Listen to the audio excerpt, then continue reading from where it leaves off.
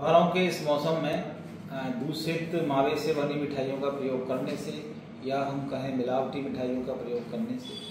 कई स्वास्थ्य के दुष्परिणाम हो सकते हैं जो हमारे लिए बहुत ही हानिकारक है। अगर हम बात करें तो जो दूषित भोजन है या दूषित मावा है उससे सबसे कॉमन जो बीमारियां होती हैं उसमें आपके पाचन तंत्र से संबंधित बीमारियां हैं। हम बात करें इन्फेक्टिव डिजीज की तो जो सबसे कॉमन है उसमें आपके फूड पॉइजनिंग है। ऐसी मिठाइयों के सेवन से या ऐसे विषाक्त मावे के सेवन से आपके दस्त हो सकते हैं, डिसेंट्री हो सकती है, दस्त के साथ खून आ सकता है, पेट में तेज दर्द हो सकता है, जॉइंट्स पेन भी हो सकता है रिएक्टिव आर्थराइटिस के रूप में। साथ ही साथ में अगर ये गंभीर हो जाए, अगर आपके दस्त ज़्यादा हो जाएं और शरीर में डिहाइड्रेशन हो जाए तो कई बार ये आपके गंभीर स्थिति को भी जन्म दे सकता है और ऐसे रोगियों की कई बार मौत भी देखने में मिल जाती है।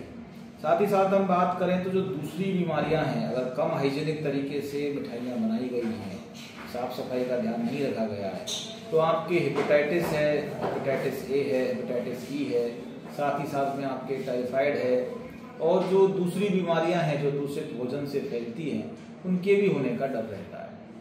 इसके बाद हम बात करें जो तीसरी इंपॉर्टेंट चीज़ है कि जो वनस्पति घी का ज़्यादा प्रयोग किया जाए या संतृप्त वसा जिसमें ज़्यादा होती है, ऐसे पदार्थों का प्रयोग ज़्यादा किया जाए तो ऐसे पदार्थों के प्रयोग करने से क्या होता है कि आपके शरीर के अंदर जो बैड कोलेस्ट्रॉल होता है जिसको बोलते हैं एलडीएल कोलेस्ट्रॉल,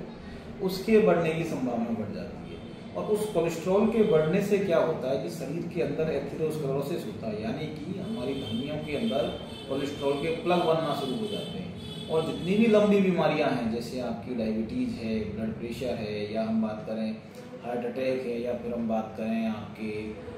स्ट्रोक है, या हम बात करें कई बार पेरिफेरल जो डिजीज होती है पल्सेस की,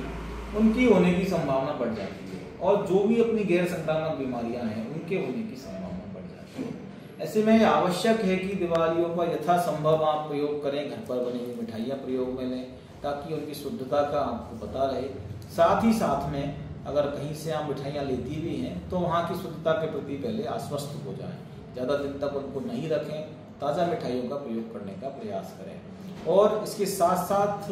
जो आपके फूड इंस्पेक्टर्स हैं उनको भी इस विषय में उचित कार्रवाई करनी चाहिए कि किसी तरह का एडल्ट्रेशन तो किसी मिठाइयों में नहीं हो रहा है, जो मावा बनाया जा रहा है या काम में लिया जा रहा है वो दूषित तो नहीं है, इसकी भी जाँच पुख्ता रूप से होना आवश्यक है।